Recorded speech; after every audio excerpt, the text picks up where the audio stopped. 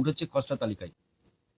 দুর্গাপুর। হ্যাঁ, দুর্গাপুরে বিএলএ না বাংলাদেশ। না, প্রচুর আছে আমাদের উত্তরবঙ্গে। এটা যদি ইটাহারের পাশের দুর্গাপুর হয়, আমার জানেন না কোন দুর্গাপুরের কথা। সাউথের। আচ্ছা, সাউথ বেঙ্গলে আসানসোল দুর্গাপুর। দেখুন, উত্তরবঙ্গ থেকে দক্ষিণবঙ্গ, মানে উত্তরের কুচবিহার থেকে শুরু করে আলিপুরদুয়ারে কম আছে, তাও আছে, আর 24 পরগনা পর্যন্ত বিস্তীর্ণ এলাকায় বাংলাদেশি উদ্বাস্তুরা এবং বাংলাদেশি অনুপ্রবেশকারী দুপক্ষই এসেছে। এ বিষয়ে কোনো অস্বীকার করার জায়গা নেই, দুপক্ষের মানুষই এসেছে।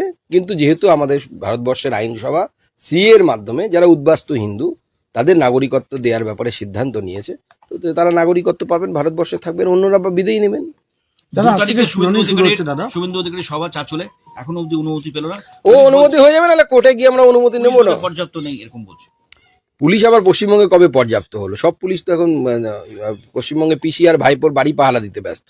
বাদবাকি পুলিশের কাজ কোথায়? বাদবাকি পুলিশ তো টেবিলের নিচে লুকোচ্ছে, কখনো ট্রাকের কাছ থেকে আল্লাহকে নাম পে কুছ দে দে বাবা হাত পাচ্ছে, এই করে বেড়াচ্ছে। বলছি দাদা, এই সাহেব শুনানি আজ থেকে শুরু হচ্ছে, কত নাম বাদ চলে যাওয়ার সম্ভাবনা? আমি ওই ধরনের স্পেকুলেশনে বিশ্বাস করি না। যেটা নির্বাচন কমিশনের কাজ, নির্বাচন কমিশন যা বাদ দেওয়ার দেবে। আমাদের কাজ হচ্ছে নির্বাচন কমিশনকে এসআইআর এ সহায়তা করা, ভোটে লড়াই করা। আমরা ভোটে লড়াই করব, একটা নাম বাদ না গেলেও বিজেপি জিতবে। বলছি একটু আমি হিন্দিতে করি। আজকে আচ্ছা, তা শর্ট করে।